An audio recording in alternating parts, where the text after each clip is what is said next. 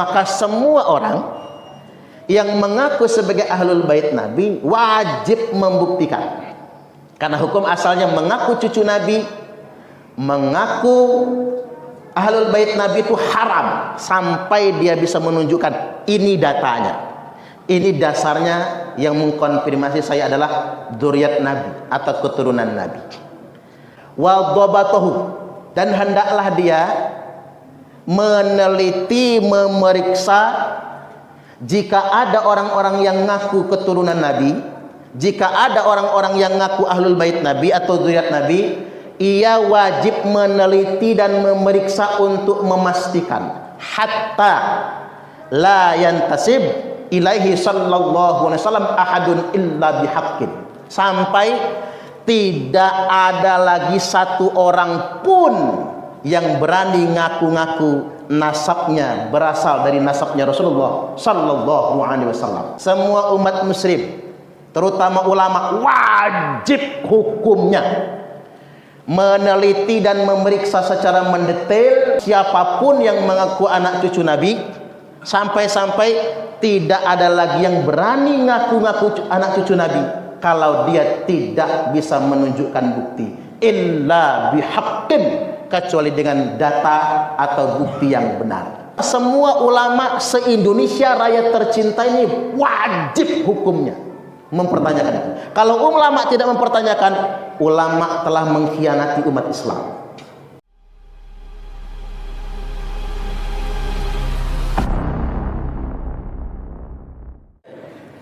Ngaji kita hari ini temanya kewajiban mencintai ahlul bait Nabi sallallahu alaihi wasallam. Mencintai ahlul bait itu bagian dari ibadah, bagian dari ketaatan. Jadi semua umat Islam tanpa terkecuali punya kewajiban untuk mencintai ahlul bait Nabi. Rasulullah sallallahu alaihi wasallam telah bersabda, "Addibu auladakum ala thalathi khisal." Ajarkan kepada anak-anak kalian tentang 3 perkara. Jadi orang tua diwajibkan mengajar kepada anak-anaknya tentang 3 perkara. Yakni yang pertama hubbi nabiyikum, yakni mencintai nabi kalian. Kita punya kewajiban untuk mencintai nabi. Wa hubbi ahli baitihi, dan ajarkan juga mencintai keluarga nabi, ahlul bait tadi itu. Wa qiraatil Quran, dan perkara yang ketiga adalah ajarkan membaca Al-Quran. Pada bagian yang pertama sudah jelas, kita wajib mencintai Nabi. Tidak dianggap beriman kita ketika tidak mencintai Nabi. Nah, pada bagian yang kedua, wa hubbi ahli baitihi, ternyata kita juga diwajibkan untuk mencintai keluarga Nabi. Dan mencintai keluarga Nabi itu bagian dari ketaatan. Secara sederhana sempat ditanyakan, siapa saja ahlul bait Nabi? Yang sudah jelas itu pertama istri-istri Nabi. Itu ahlul bait, wanita-wanita yang disucikan oleh Allah Subhanahu wa ta'ala. Itulah mengapa janda Nabi haram dinikah oleh siapapun. Masa sudah menjadi istri Nabi kemudian dinikah orang lain lagi? Jadi hilang gelar ummul mukmininnya. Kemudian yang berikutnya 4 keluarga yang diharamkan untuk menerima zakat. 4 keluarga yang disebutkan Nabi yang mereka itu haram menerima zakat. Siapa saja itu? hum alu aliyin, yang pertama keluarganya Ali. Ali, Fatimah, Hasan, Husain. Keluarganya Ali itu ahlul bait namanya. Yang kedua, wa alu Aqil, keluarganya Aqil. Jadi saudaranya Ali. Kemudian wa alu Ja'far, keluarganya Ja'far. Masih adik beradiknya Ali bin Abi Thalib juga. Kemudian yang keempat, wa alu Abbas, keluarganya Abbas, itu pamannya Nabi. Jadi ini 4 keluarga selain istri Nabi. Ini 4 keluarga yang ditegaskan sebagai ahlul bait, dan kita punya kewajiban mencintainya berdasarkan hadis tadi itu. Dan 4 keluarga ini juga adalah keluarga yang haram menerima zakat. Tidak boleh minta sedekah. Jadi kalau ada di zaman sekarang orang ngaku cucu Nabi, Pak, terus minta sedekah, udah salah itu. Tapi kalau ada orang yang ngaku cucu Nabi, kita nggak punya duit dikasih, kita punya utang dibayarin, anak kita nggak bisa biar sekolah dilunasin, nggak punya beras kita dikasih, entah cucu beneran atau bukan, minimal agak yakin kita kalau itu cucu Nabi.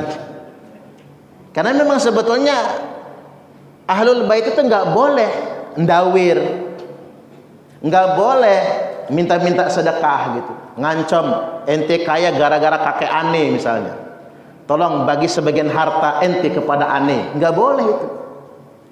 Betul-betul merusak muruah, kehormatan dari keturunan Rasulullah sallallahu alaihi wasallam. Nah, yang ingin saya garis bawahi, karena mencintai ahlul bait Nabi itu adalah ibadah, adalah sebuah ketaatan, berarti hukum asalnya haram ngaku-ngaku ahlul bait Nabi. Jadi haram dia. Karena kita ngambil kaidah usul fikihnya begini, Pak. Al aslu fil ibadati at-tauqif kalau kata Imam Ahmad, atau at-tawaqquf. Hukum asal dari ibadah itu terlarang hingga munculnya dalil.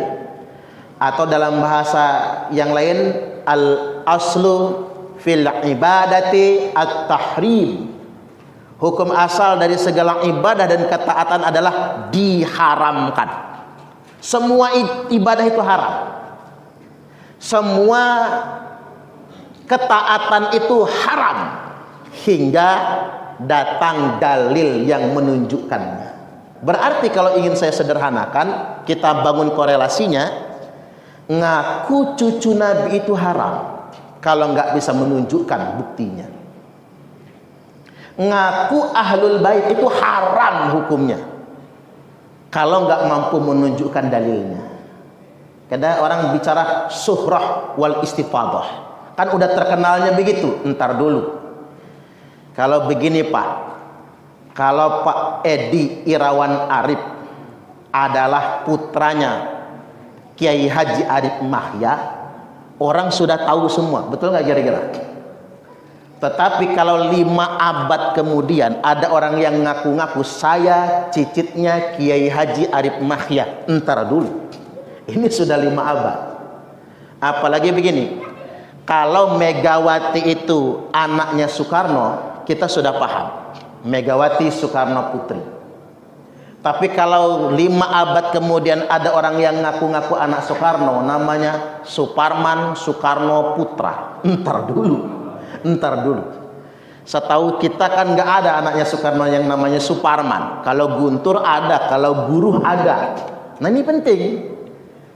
Jadi karena memang mencintai ahlul bait itu adalah ibadah dan ketaatan, maka semua orang yang mengaku sebagai ahlul bait Nabi wajib membuktikan.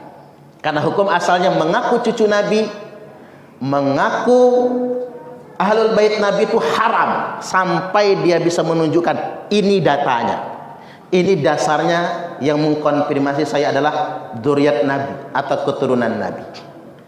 Cuman satu Pak, ngaku cucu Nabi itu yang diperbolehkan. Begini, dalam darah saya mengalir darah Rasulullah Adam alaihi salam. Ini itu boleh kita ngomong begitu. Karena nggak mungkin kita keturunan monyet kalau kata Charles Darwin itu kan. Kita semua beriman, kita ini anak cucu Nabi Adam. Tapi kalau orang mengatakan saya keturunan Nabi Musa, entar dulu. Kita nggak boleh langsung percaya. Orang ngaku saya keturunan Nabi Ibrahim, entar dulu. Ngaku keturunan Nabiullah Muhammad sallallahu alaihi wasallam, entar dulu. Harus tunjukkan mana datanya, mana buktinya.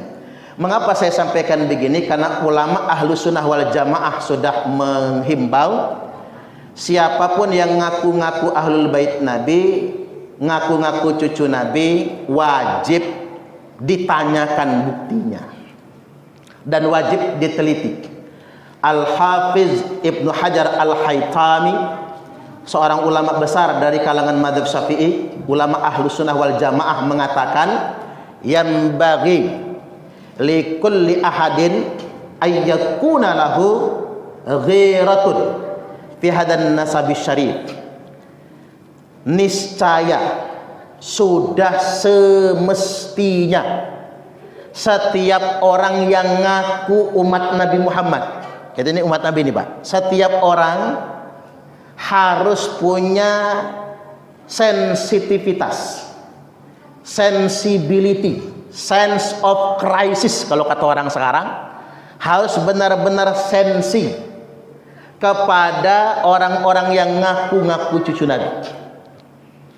Jadi ayyakuna lahu ghiratun fi hadan nasabi syarif.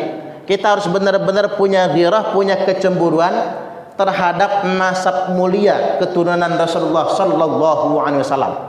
Wa dhabatahu, dan hendaklah dia meneliti, memeriksa jika ada orang-orang yang ngaku keturunan Nabi, jika ada orang-orang yang ngaku ahlul bait Nabi atau dzurriyyat Nabi, ia wajib meneliti dan memeriksa untuk memastikan hatta la yantasib ilaihi sallallahu alaihi wasallam ahadun illa bihaqqin, sampai tidak ada lagi satu orang pun yang berani ngaku-ngaku nasabnya berasal dari nasabnya Rasulullah sallallahu alaihi wasallam. Saya ingin sederhanakan maksud Al-Hafiz Ibnu Hajar Al-Haytami, semua umat muslim, terutama ulama ini. Ya kalau yang awam-awam mungkin gak bisa menelitilah. Semua umat muslim, terutama ulama, wajib hukumnya meneliti dan memeriksa secara mendetail terhadap seorang siapapun yang mengaku anak cucu Nabi, sampai-sampai tidak ada lagi yang berani ngaku-ngaku anak cucu Nabi kalau dia tidak bisa menunjukkan bukti, illa bihaqqin, kecuali dengan data atau bukti yang benar. Ini wajib. Mengapa saya sampaikan ini materi malam ini? Indonesia adalah pasar yang paling subur untuk orang yang ngaku-ngaku anak cucu Nabi, Pak. Itu yang jadi masalah. Beda dengan di Timur Tengah, orang nggak percaya. Kalau belum ada isbat, orang nggak percaya di sana. Tapi kalau kita, yang penting hidungnya mancung aja pokoknya. Udahlah ngaku Nabi, ngaku cucu Nabi. Jangankan ngaku cucu Nabi, ngaku Nabi aja banyak yang percaya Pak di Indonesia ini. Yang saya paling nggak masuk akal itu agama Dasun, Pak. Agama Jawa Sunda itu. Nama nabinya Tugimin itu Pak. Kan nggak masuk akal kan? Agamanya Jasun, nabinya Tugimin. Repot kalau sholat, Allahumma sholli ala sayyidina Tugimin wa ala ali sayyidina Tugimin. Repot kita baca sholawatnya itu kan. Ini masalah ini. Makanya Indonesia adalah pasar yang paling subur untuk itu semua. Makanya kita harus punya kecemburuan. Tapi juga saya ingin ingatkan pada kesempatan kali ini, entoh sebetulnya buat apa sih membangga-banggakan nasab juga, kalaupun benar misalnya, buat apa membangga-banggakan nasab? Dikarenakan begini, Rasulullah sallallahu alaihi wasallam telah bersabda, man batta'a bihi amaluhu lam yusri' bihi nasabuh. Barang siapa yang amalnya lamban, sholatnya malas, ke masjid juga enggak, amalnya lamban, lam yusri' bihi nasabuhu. Nasab sehebat apapun tidak bisa mengejar kemuliaannya. Enggak bisa. Mau anak siapa, Pak? Enggak peduli anak siapa. Karena begini, ini sekarang urusan nasab ini sudah banyak disalahgunakan. Pertama begini, ada orang yang merasa menjadi kasta tertinggi dalam agama. Seakan-akan di Islam ini belakangan ya Pak, ada kasta nomor 1, kasta paling mulia. Jadi ini ada cucu Nabi, kasta tertinggi. Ada ahwal. Ahwal itu kita nih, orang-orang pribumi yang dikatakan ahwal itu, orang-orang biasa, di mana syarifah kata mereka, yang perempuan haram, hukumnya haram ini Pak, oleh mereka diharamkan nikah sama laki-laki pribumi. Ini kan sama saja di Islam sudah menciptakan kasta baru. Padahal dalam peristiwa Futuh Mekah di depan Ka'bah, Rasulullah sallallahu alaihi wasallam telah bersabda, "Innallaha qad adhaba ankum ubiyyatal jahiliyah wa ta'adumaha bi abaiha." Sesungguhnya Allah setelah menghapus dari kalian semua kebanggaan, feodalisme, kesombongan jahiliyah, di mana masyarakat jahiliyah itu terbiasa membangga-banggakan nasab, membangga-banggakan leluhur, membangga-banggakan keluarga mereka. Itu jahiliyah. Makanya tadi kita mesti bertanya Pak, kalau ada orang-orang yang membanggakan nasabnya, nggak mungkin dia cucu Nabi. Karena kalau cucu Nabi setidak-tidaknya dia punya akhlak, walaupun nggak 100% nyontoh Nabi, minimal ada yang dicontoh dari Nabi. Nggak mungkin dia akan membanggakan nasabnya, nggak mungkin. Nggak mungkin dia akan menjual nasabnya. Apalagi tadi Pak, untuk alat kebanggaan tadi, apalagi untuk merasa menjadi warga agama kelas 1. Kemudian ada muncul yang doktrin-doktrin yang namanya anak cucu Nabi. Saya langsungin aja kalimatnya. Yang namanya habaib, walaupun saya ingin luruskan di sini, Habib itu bukan panggilan buat cucu Nabi. Kita buka kitab-kitab itu, semua ulama sepakat panggilan buat cucu Nabi itu bukan Habib, tapi Sayyid dan Syarif, Syarifah atau Sayyidah. Tapi kok sekarang Habib? Anggaplah begitulah. Yang namanya Habib walaupun nggak sholat, walaupun ahli maksiat, masuk surga karena matinya nanti husnul khatimah. Begitu Roma Irama buka ke depan, mereka protes. Roma Irama itu mengada-ngada, bukan mengada-ngada, kuping saya sering dengar kok. Di mana mereka mengajarkan kayak gitu modelnya, sering dengar kita doktrin-doktrin yang kayak gitu. Padahal Nabi bersabda, "Wahai Quraisy," kata Nabi. Nabi kalau nyebut Quraisy sukunya berarti Pak, sama kayak kita. "Hei, senak lepung," berarti orang Lampung nih maksudnya. "Wahai Quraisy," kata Nabi, "la ughni ankum minallahi syai'a." Saya Muhammad nggak bisa nolong kalian kalau kalian tidak bertakwa kepada Allah. Ini Nabi cara sama sukunya, ngurucut. "Wahai Bani Hasyim," kata Nabi. Kalau Nabi nyebut Bani Hasyim Pak, udah mulai klan. Kalau Quraisy itu suku, Bani Hasyim itu klan. "Wahai Bani Hasyim," kata Nabi, "la ughni ankum minallahi syai'a." Saya Muhammad tidak bisa menolong sedikit pun kalian di hadapan Allah kalau kalian tidak bertakwa. Masuk lagi Nabi, "Wahai Bani Abdul Muthalib," wahai keturunan Abdul Muthalib. Nah ini langsung mengerucut dari suku masuk ke klan, masuk ke keluarga. "Wahai keturunan Abdul Muthalib," berarti sesama sesepupu Nabi beserta anak cucunya. "La ughni ankum minallahi syai'a." Saya Muhammad tidak bisa menolong kalian sedikit pun kalau kalian tidak bertakwa. Lebih dalam lagi Nabi nyebutnya apa? "Ya Fatimah." Ini langsung ke anak nih Pak. "Ya Fatimah, la ughni anki minallahi syai'a." Saya bapakmu Fatimah, tidak akan bisa menolong kamu sedikit pun kalau kamu tidak bertakwa kepada Allah. Jadi kalau ada yang mendoktrin Pak, kami anak cucu Nabi, apapun kesalahan kami pasti masuk surga, bohong itu dia. Nabi aja ngomong sama Fatimah, "Bapakmu saja nggak bisa nolong kamu kalau kamu tidak bertakwa kepada Allah Subhanahu wa ta'ala." Jadi balik lagi saya ingin tegaskan, mencintai ahlul bait Nabi itu hukumnya wajib dan itu ibadah. Tapi begini Pak, kalau ahlul bait Nabi yang zaman dulu enak, istri Nabi sudah ketahuan. Yang kedua, keluarga Ali, keluarga Ja'far, keluarga Aqil, keluarga Abbas, 5 ini sudah jelas. Tapi berhubung sudah 14 abad kemudian, maka kita punya kewajiban bertanya ulang. Kalau ada yang ngaku cucu Nabi, sini mana buktinya? Dan ini kewajiban tentunya bagi para ulama. Semua ulama se-Indonesia raya tercinta ini wajib hukumnya mempertanyakan. Kalau ulama tidak mempertanyakan, ulama telah mengkhianati umat Islam. Makanya saya ditanya, emang siapa Anda kok mempertanyakan nasab keturunan Nabi? Jawaban saya gampang. Saya umat Nabi. Saya ini umat Nabi, cucung Nabi Adam kata saya. Saya ini umat Nabi. Sebagai umat Nabi, karena saya punya kewajiban mencintai keluarga Nabi. Sebagai umat Nabi, saya harus bertanya kepada siapapun yang ngaku anak cucu Nabi. Mana datanya, mana buktinya. Harus begitu. Ini bukan membenci keluarga Nabi agar tidak ada yang mengaku-ngaku.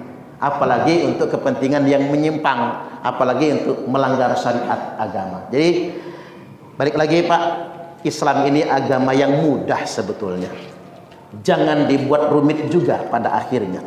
Jadi jangan menggunakan agama buat ngancam. Kalau nggak cinta Habib mati su'ul khotimah. Kalau nggak cinta Habib nanti walaupun ahli ibadah masuk neraka. Na'udzubillah. Nabi aja nggak kayak gitu kan? Oke, kalau memang itu mau dianggap benar. Karena kami kalau nggak cinta Habib masuk neraka, maka kami, karena ini masalah surga sama neraka ini Pak, maka kami sebagai umat Nabi punya kewajiban juga bertanya, mana buktinya kalau Anda merupakan cucu Nabi?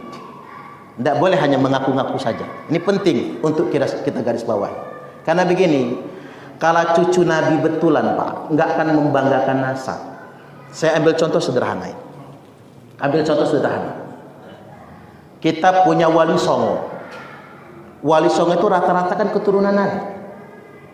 Terutama yang katakanlah yang paling dekat sama kita, Sunan Gunung Jati, Syarif Hidayatullah. Itu kan cucu Nabi Pak. Syarif Hidayatullah itu. Gelarnya saja Syarif, berarti dari Imam Husain. Karena bapaknya itu Raja Mesir. Bapaknya Raja Mesir, anak-anaknya dikirim. Salah satunya di Indonesia untuk berdakwah di Indonesia. Di abad ke-15 Masehi. Bahwa Islam ke Indonesia ini, memang sih Islam masuk ke Indonesia itu sudah sejak abad awal katanya. Cuman kan belum tersebar. Nah, baru tersebarnya di Wali Songo. Salah satu penyebarnya adalah Sunan Gunung Jati. Nah, Sunan Gunung Jati ini datang ke Lampung, ke kerajaan Pugung. Di Pugung sana itu Pak, Pugung Raharjo kan? Kerajaan Pugung. Daripada perang dibuatlah pernikahan kerajaan. Maka Sunan Gunung Jati menikah dengan Putri Sinar Alam. Pernikahan Sunan Gunung Jati dengan Putri Sinar Alam itu bukan pernikahan selir, bukan pernikahan kerajaan. Jadi Putri Sinar Alam, Putri Lampung itu bukan jadi selir, tapi pernikahan kerajaan. Kalau selir pasti dibawa ke Cirebon. Karena bukan selir, tinggalnya di Lampung. Pernikahan dengan Putri Sinar Alam, punya anak namanya Raden Muhammad Aji Saka. Berarti kan nyambung kepada Nabi Raden Muhammad Aji Saka ini, karena turunan laki-laki. Yang di Lampung dikenal dengan Ratu Darah Putih, karena inilah pendiri Keratuan Darah Putih. Raden Muhammad Aji Saka ini punya cicit namanya Raden Intan Kesumaratu I. Punya cicit, kan begitu. Nah, cicit beliau ini punya anak 2 dalam catatan sejarah. Nggak tahu kalau anak yang lain dalam catatan sejarah. Anak pertama namanya Raden Imba Kesumaratu II. Anak kedua namanya Dalom Kesumaratu. Ini 2 anaknya nih. Nah, Raden Imba Kesumaratu II perang sama VOC sampai dibuang ke timur Belanda. Dibuang sampai mati dibunuh. Yang istrinya sedang hamil.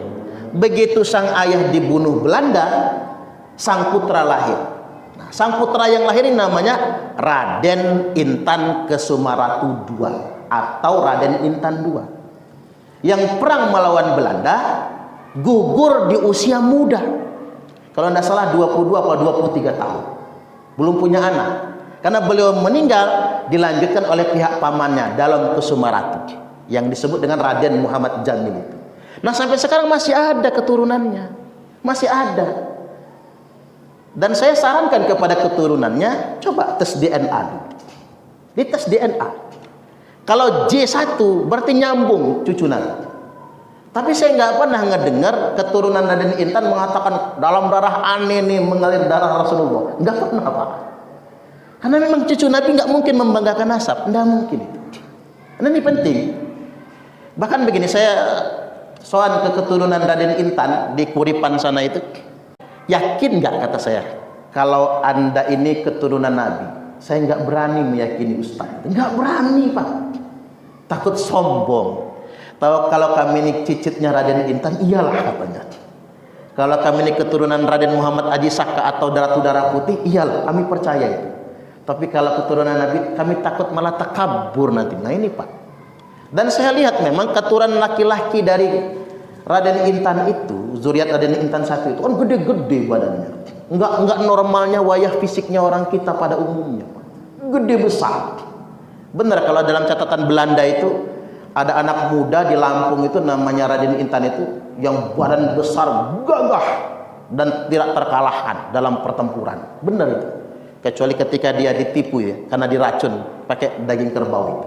Nah, sahabat, cuman saya ini mengutip saja. Artinya Lampung punya sejarah loh, Pak. Makanya di Lampung ada istilah buai aji, buai rasul kan? Buai aji, buai rasul di Lampung itu kan berarti keluarga Rasul. Tapi mengapa tidak pernah dibangga-banggakan? Karena memang nggak harus dibanggakan yang sedemikian rupa. Tapi bahwasanya kesadaran kita kalau ada yang ngaku anak cucu Nabi harus kita tanya dalilnya apa, datanya mana, kitabnya mana, tes DNA-nya apa, wajib itu. Agar mengapa tidak memanfaatkan agama untuk kepentingan tertentu. Baik, sampai di sini kita buka tanya jawab. Saya persilahkan. Pertanyaannya bebas, Pak. Ya, silakan.